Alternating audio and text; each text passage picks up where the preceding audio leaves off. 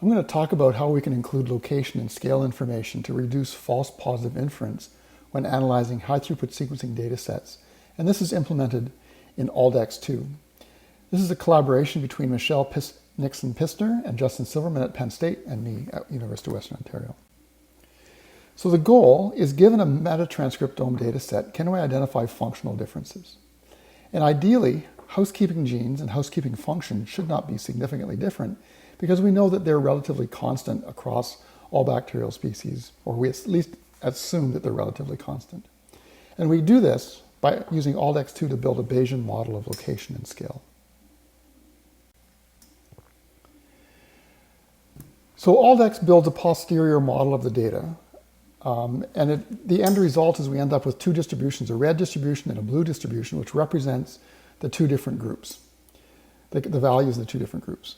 And sometimes we see that the center of the difference between the two groups is not the midpoint between, or even close to the midpoint between the two distributions, but someplace off center.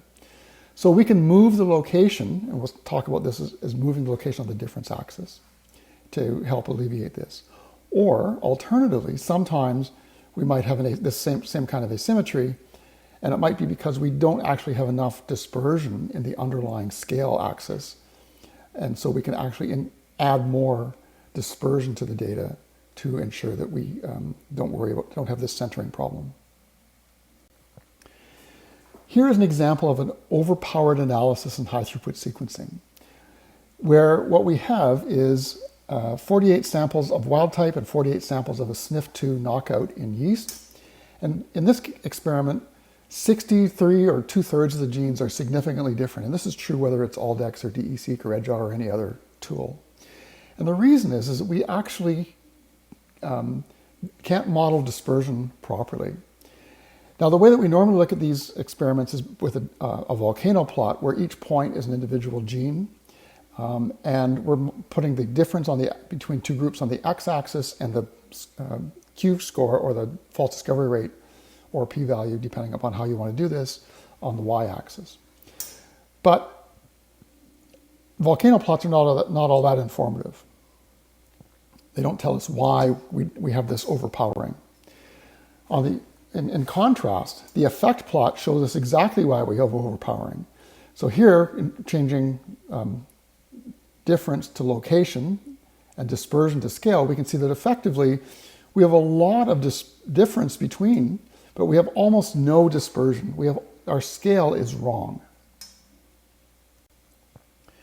If we add scale information to this data set, if we move our mean dispersion from about 0.3 to about 1.3, now we drop out about 2/3 of those previously significant genes, and those are the ones shown in yellow here.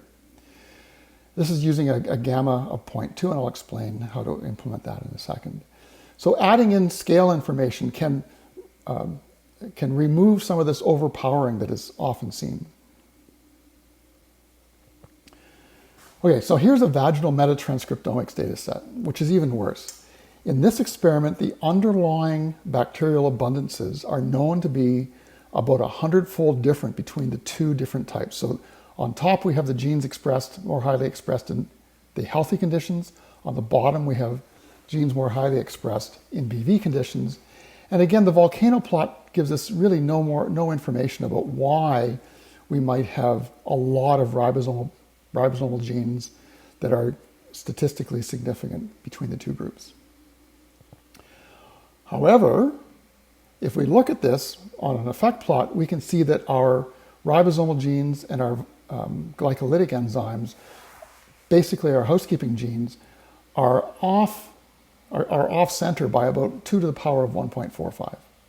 In other words, our location is wrong, and we also have very little scale in those there's almost no variance in them, even though they're 100-fold different between the two sets.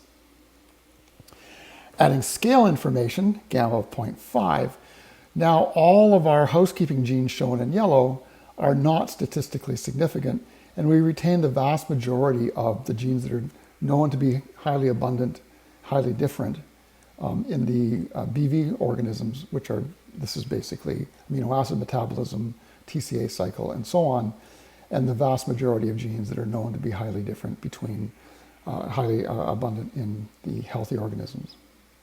So adding scale can help alleviate this overpowering, but also this asymmetry.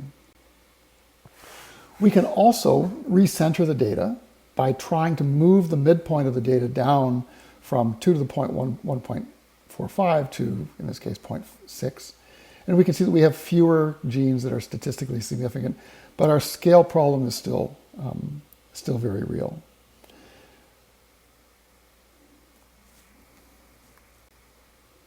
Okay, so in summary, ALDEX2 builds a posterior model of the data through Monte Carlo sampling from a multinomial Dirichlet, followed by a log ratio transform.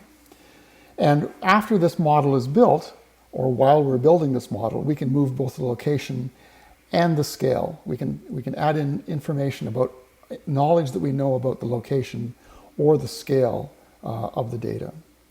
Scaling and centering will be available in the next bioconductor update, and scaling can be implemented by adding in the gamma parameter to aldex.clr and centering by adding in the denominator parameter to aldex.clr. Thank you.